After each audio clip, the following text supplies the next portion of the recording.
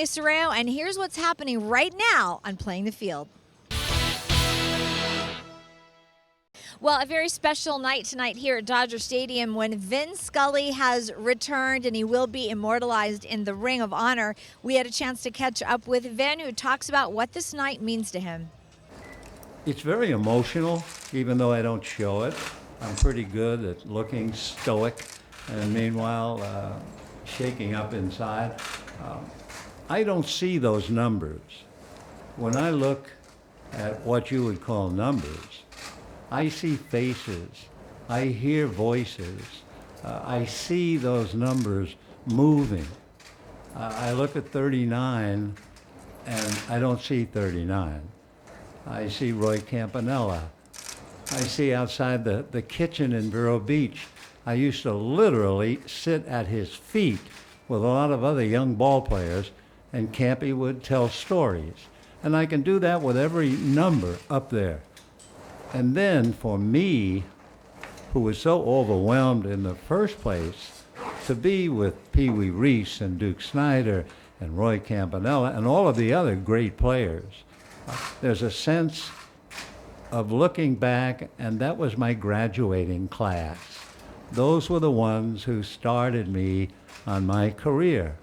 So again, it's very emotional to look up and say, I don't belong up here because I've always just sat back and admired every single thing you fellows did, including Lasorda and Alston as managers. Alston, I look up at his number 24, and I remember the time he challenged the team on a bus ride from Pittsburgh's ballpark to the airport. I look at number 1, I think at Tommy, first Pee Wee Reese.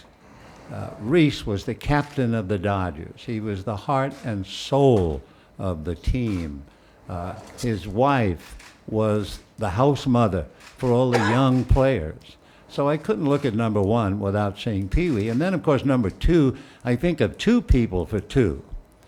One, Leo DeRocher, which is going way back. And the other, of course, Tommy Lasorda. First time I ever heard of Tommy's name was my very first spring, 1950, in Vero Beach. And Buzzy Bavasi was telling me that he had to go and stop this young player. And I said, what are you going to stop him? He said, well, we have 700 players in camp, which is the way it was in those days. They had 26 farm clubs. And Lasorda, for $50, was going to pitch batting practice to 700 players in one day. And Buzzy said, I'm going to stop him because he will try and he'll kill himself trying to pitch. And so those numbers are not numbers at all to me. I can hear them. I really can. I look at 42, and I've told the story before, but I think of Jackie challenging me to ice skate, even though he'd never been on his skates in his life, and walking out on his ankles, as you do if you've never been on skates. I think of a million things looking at what everyone else calls numbers. So it is a very, very precious time for me, and I'm looking forward to it. But again, in all honesty, I hope it's brief and get off the stage, and that'll be that. Andre Ethier, you have known Vin Scully for a very long time. Yes. He has told many stories about you, and now he's going to be immortalized up in that Ring of Honor. What does that mean to you after being here all these years?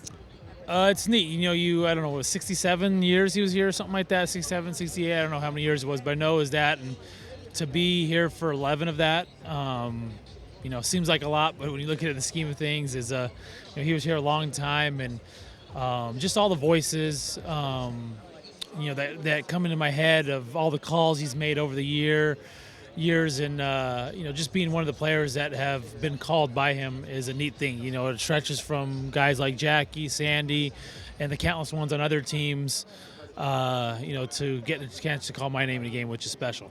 You always were working, but did you ever have tapes of any of the stories he told about you, or people telling you what he had said? Yeah, sometimes, and then you just would go up upstairs between innings or go up, during the game for a second to get something, and you would hear him saying something, not necessarily about you, but just about the game, and then when you're, days you weren't playing, you were sitting down in the batting cage getting ready for our at bat, maybe in the 5th or 6th inning there, and we have the game going on, and you're getting a chance to hear him and listen to him, and you definitely take advantage of that, and didn't realize one day it was going to come to an end, and I guess unfortunately it came to an end.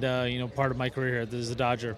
Well, he said he's enjoying his vacation time now, which is kind of nice. He gets to have like a summer now, which he hasn't had like his whole life with his wife. So it's kind of cool. Yeah, I can definitely see that. I know I haven't played this game or been away from summers as long as him, but that's definitely a thing as a ball player in this game. When you play this long, when you dedicate yourself to playing this game, you miss out along that summer stuff. I always joke with my friends and family when they're like, I can't wait for summer to go do stuff. I said, what is that? What does that mean? What does summer mean? What does a vacation in the summer mean? I know we get it in the winter, but sometimes the weather isn't cooperative to what we're trying to do and accomplish during our break. Your time, right? Last year, a lot of players had some time with Vin upstairs. Did you have a chance to go up there with him?